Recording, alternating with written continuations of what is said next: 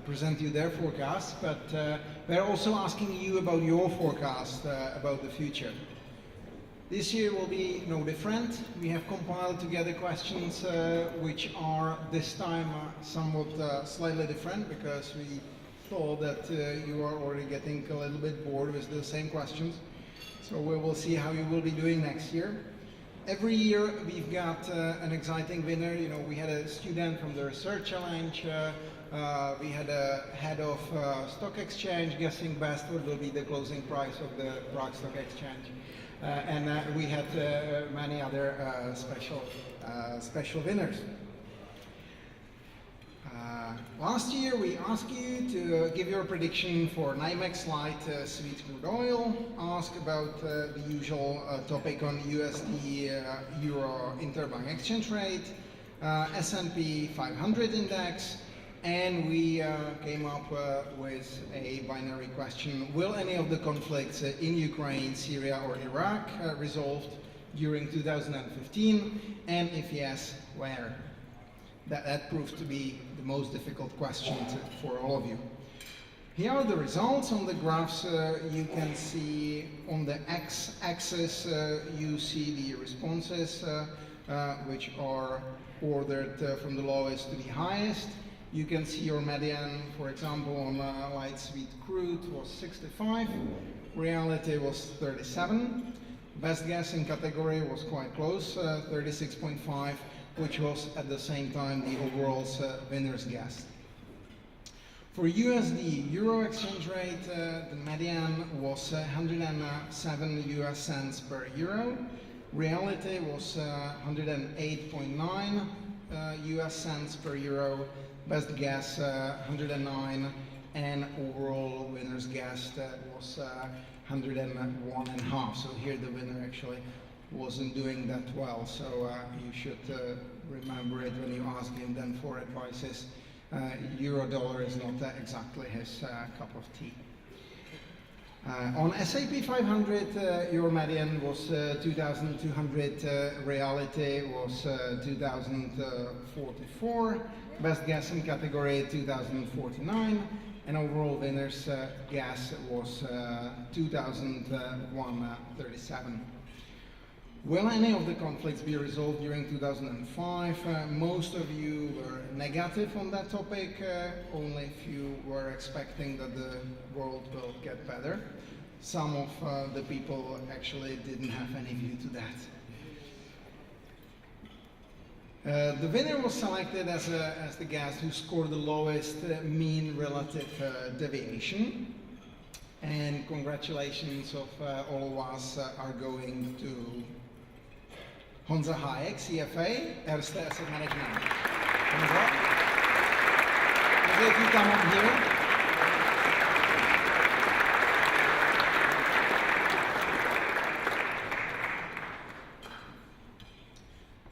The winner will get the prize from Kartek Praha, part of Kartek Group, the biggest dealer of BMW cars in the Czech Republic, and the prize will be the weekend car rental voucher. So, congratulations. Here is the prize.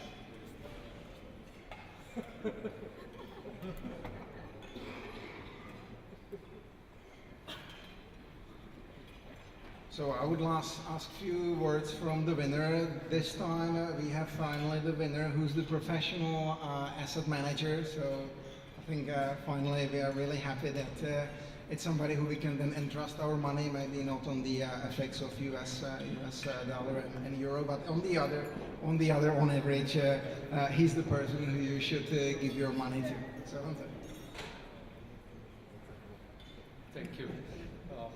Yeah, I must admit that there was definitely a big portion of luck in my winning. As you may probably have seen, my best guess was on oil, and I'm an equity guy, so it explains all. The S&P 500 definitely. You should change your focus. Probably. And I'm fully aware of mean reversion, so maybe it would be interesting to know what would be my predictions for this year, as they will be definitely wrong. And I have looked at the three questions. I still think that oil will probably not go up. So if I'm correct, it will stay somewhere close to the current price. With Czech koruna, I listened very carefully to what our governor has said, so I really believe that it will not go below 27. And the third question, obviously, is the most difficult. Hang Seng. I'm the equity guy, I should know, but I have no idea. So please enjoy the evening.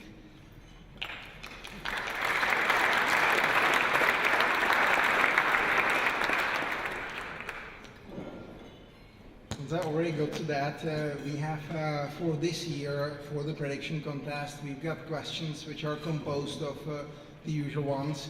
Again, an IMEX light sweet crude oil. We've got Euro, Czech koruna, interbank exchange rate. We have Hang Seng index. I'll get to that in a while. We have Gibbs standards. I told you a lot today about that, and as it is our main goal, and as we would like that to be happening more and more, we would like to ask your guess, and you are the part of those who are actually affecting that going forward.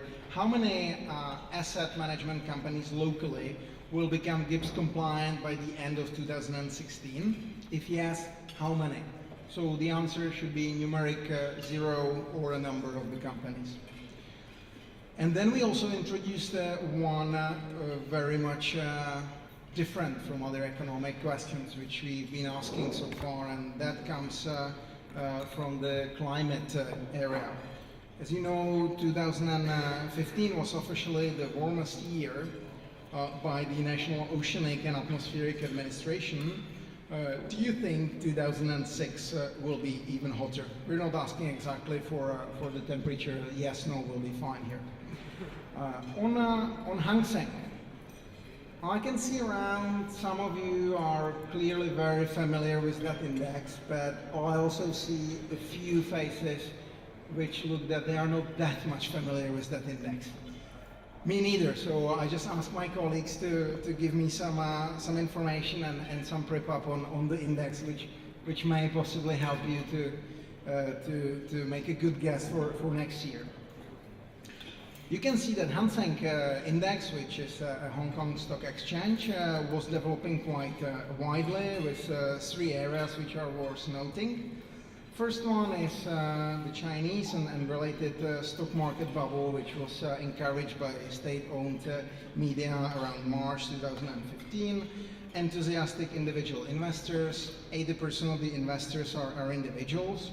Inflated stock market bubbles through massive investments using borrowed money. Main factors which are contributing to that were including the following ones. 67% of new stock investors don't have a high school diploma. Cut interest rates so that individual investors can borrow money to buy as many stocks as they want. The Chinese central bank cutting interest rates 3 times since November 2014. To some extent, I'm relaying Hong Kong to the wider Chinese markets. It's the analysis which my colleagues managed to get from Wikipedia, so there might be some shortfalls in that analysis actually. There was a huge increase in the use of the margin debt, which more than tripled in the year preceding the crash.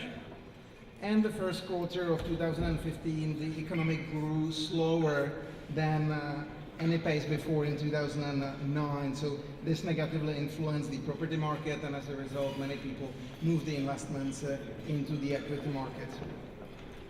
Few interesting illustrations. Shanghai Doulan Industry Stock Price, and that's not exactly the Hang Seng Index, but from the nearby markets which are affecting the Hong Kong, went up by 10% only in one day because they rebranded itself to P2P Financial Information Services. The company didn't actually provide a peer-to-peer lending business, but they thought and they asserted that P2P.com domain is worth 100 million. Then a second area of the graph, which you can see, relates to so-called Black Monday on August 24th. The Chinese stock market crashed. It started on 12th June of 2015, and major aftershocks occurred around 27th July to 24th August, Black Monday. In 3 weeks, the companies lost 30% of the value, and 1/2 of the listed companies actually had to halt their trading to prevent further losses. January 2016 meltdown, very recent. You will probably remember as a part of the news from emerging markets. On both 4th January and 7th January, Chinese stock market experienced a sharp sell-off of about 7%. It was setting the new limits for the sales, and between January 4th and 15th, it lost about 18%. So I hope that helped in your analysis. So now I would like to ask you to make your predictions. Also, please then turn the page, and there is a feedback form. Please be so kind and fill those in. It's really helping us to improve this event year on year.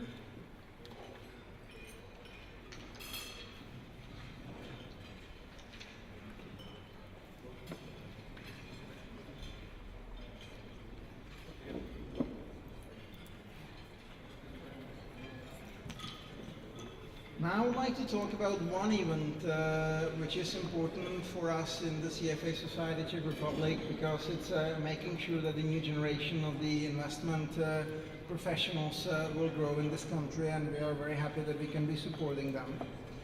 CFA Institute Research Challenge is an annual global competition that provides industry students with hands-on mentoring and intensive training in financial analysis. Students gain real-world experience as they assume the role of a research analyst and are tested on their ability to value a stock, write an initiation of coverage report, and present their recommendations. Last year, more than 4,000 top finance and business students from more than 865 universities globally in 70 countries competed in the CFA Institute Research Challenge. Here in the Czech Republic, it has been already our 6th year, 10th globally. This year we started with 60 students in 12 teams from 12 universities coming from both Czech Republic and Slovakia.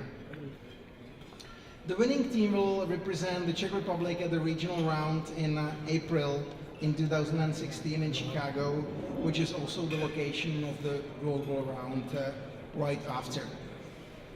And it's my pleasure to welcome here the winning team from the Charles University.